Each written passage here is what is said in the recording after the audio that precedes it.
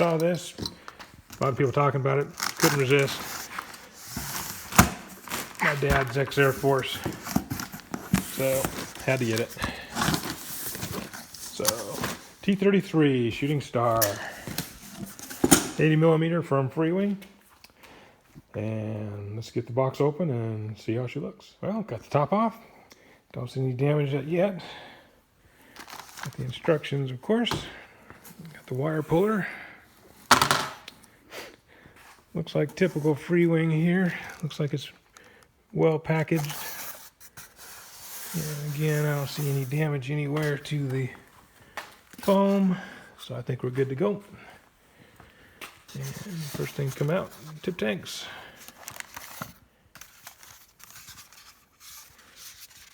Very nice. Wow, look pretty good.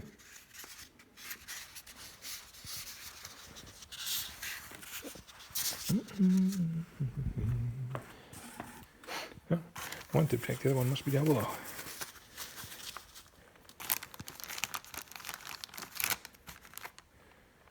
Alright.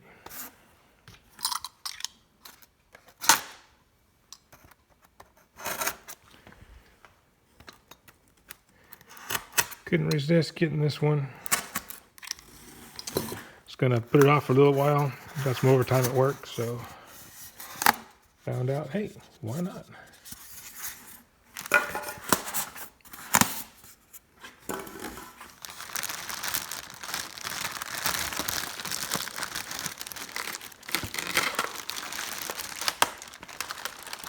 It's taped.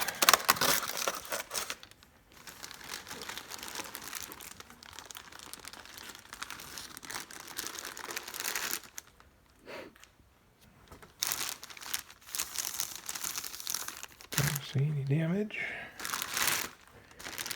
First indication here.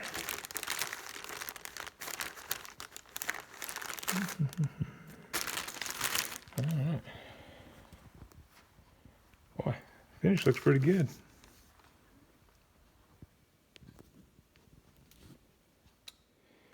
Again, the fit and finish appears to be pretty nice.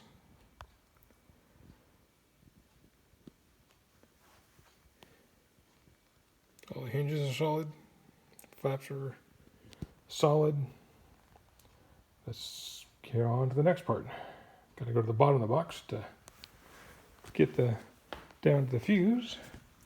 Here's all the wires and the screws. Not too many of them. I think there's only 10 screws in the whole box for the whole airplane. And come on down and get down into the fuselage side of it. There's what I got.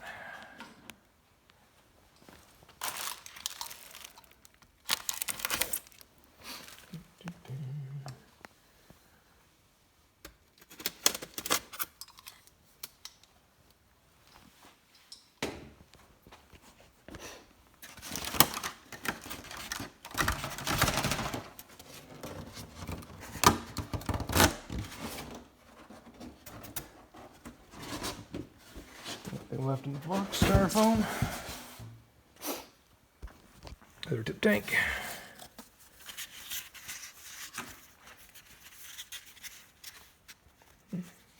Those are pretty.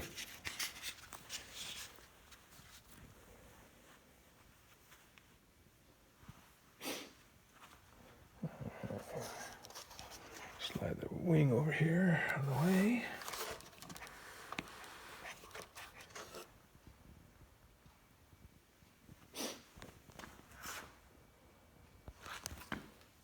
I think I'm just going to get the stuff out and I'll show it to you when I get done. Quick check of the motor, just to make sure all the wires were fully connected underneath. So I just lifted it up, everything looked good, so I just put it right back together again. Throw the hatch back on top and we'll get this thing started up, get it put together. Again, see no hanger rash or any damage to it out of the box. Little dent there, but yeah. Nothing to worry about. But looks good. I'm liking this color scheme. Alright, well, time to pull out the directions and see what step is first. Well, other than the major components, that's all there is to it. 14 screws. Got 6 for the tail surfaces, 4 for the wing, and 4 for the tip tanks, 2 on each tip tank. 2 ribbon cables, 7 control surface push rods, keepers, a couple extra ball links, a non-slip for the battery, and 2 antennas that glue into the bottom of the fuselage. That is it. First step is to install the horizontal stabilizer. The cables will fit in the trough there at the vertical stab slot, and it runs forward up to the radio compartment. So 2 screws to start with. All right, well, the initial installation of the horizontal stab is in place. Only start with the first 2 screws at the back. The vertical stabilizer will come in. Again, I'm going to use the puller to take the servo wire forward. Then the last 4 screws will go in on the vertical stab. 2 will go here and 2 will go back here. That'll be the next step. A little note on the vertical stabilizer installation. The servo wire comes down from the servo and comes out here. And they tell you to pull it through and send it on up to the front. What they don't tell you is there is actually a groove in the side of the extrusion down here. That's for the wire to slide into so you don't pinch your servo wire on installation. So just a little note there, the servo wire does have a groove that it tucks into to protect it. And now on to the installation of that. All right, so the vertical stabilizer is now finished up. 4 screws hold it in. 2 forward screws also hold in the forward portion of the horizontal stabilizer, and then 1 on each side of the vertical fin. Cable goes forward. Only thing left to do back here is the servo hookups. Next step is to get the wing ready for attachment. I'll give you 2 of the ribbon cables. They attach to the PCB boards here through the connectors. They will then come up through the fuselage and up to the blue box here in the fuselage. It's already installed for you. And that's the next step. So 4 screws and 2 ribbon cables and the wing will be on. Well, of course, that was as easy as it sounded. 4 screws, wing is on, ribbon cables are up into the upper fuselage. Next up, tip tanks. And these things look really nice. We'll see if it actually tips up on a wing while landing or something, so hopefully not, but there, they look real nice. I like it. Gonna look good. Well, 2 screws, that one's on. Now, to the other side. All right, well, tanks are on. Took a little bit to get the left tank connected. The aft screw didn't want to thread into the plastic, so I had about 4 or 5 tries before I finally just took the tank back off and got the screw started with the tank on, and then got it installed, and it took, so I was happy about that. I thought I was going to have to switch screws out, but got it in, and it's nice and solid, as is the other side. So now just canopy and get my radio out and get it ready to go. So we'll see here shortly. Got the canopy on. That is one good looking airplane. I like that. All right, so the servo leads were brought forward, plugged into the blue box. The ribbon cables were brought forward, also plugged into the blue box. Then the leads coming up to the receiver, and they are all set. I'll clean all this stuff up in a little while, but for now we can do some testing. Servo directions, I think I've already got those set, but everything is looking good there.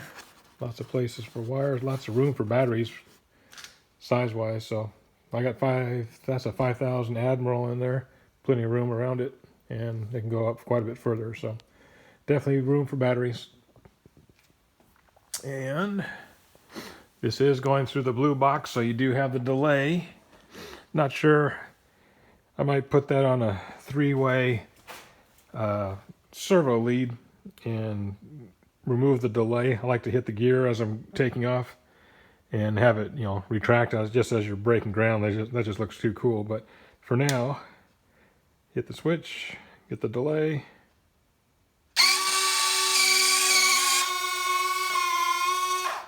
All the gear doors are working. All the gear have no issues that I found. All the servos, again, all the servos are tested and looking good. One nice thing is this area here, all the way around the intakes, is plastic. So no intake damage. So looking good. Pop the canopy on here.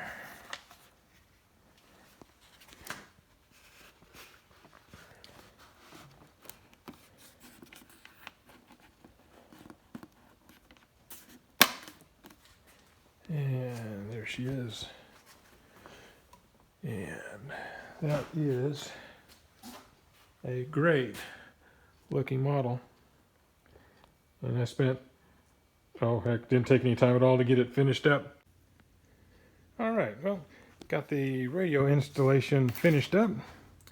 Added a tray for the receiver and didn't want the power cable to be flopping around in there. It's quite long, goes all the way to the front. So I tabbed in a block and a cover.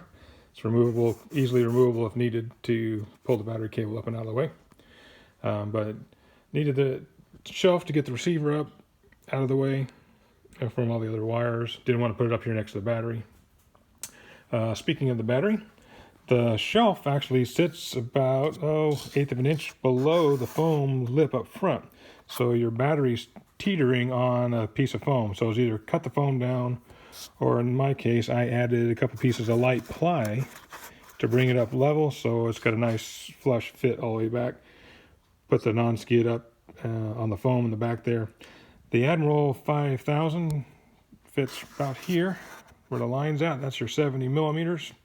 This works out just about right for the balance. And it actually fits up in the nose quite a distance. One thing, I've got a Thunder Power 4400 milliamp pack. Apparently it's a bit taller than the Admiral and it won't fit in here. It won't go forward far enough. So just a heads up for those that have Thunder Power batteries, you might have to do some modifications on the front of the nose here to get the batteries in. But other than that, it's ready to go for the maiden. It's about 14 degrees today, -4 or something like that with the wind chill. So it won't be happening today or tomorrow, but maybe Tuesday. It's supposed to be up in the 30s again. So again, Freewing made a really nice looking airplane. Looking forward to it again. And about the only thing else I'm thinking of doing, so I've got a process of creating a nose wheel lights that sits just off the nose gear. Get my fingers out of the way of the camera again. This will mount here. Got a Freewing mount here. Gonna create this, build it up so it looks a little bit like the full size. Got some more lights coming. I'm short on the bright whites, but that'll go here. And then if everything goes well, I'll probably go ahead and put nav lights and strobes and some other items on lights on it. So I think it's gonna come out good. Hopefully, if the weather cooperates, it'll have a maiden on Tuesday. So looking forward to it. And I've seen a few of them fly now, and they seem to fly really well. So sure looking forward to getting this one in the air.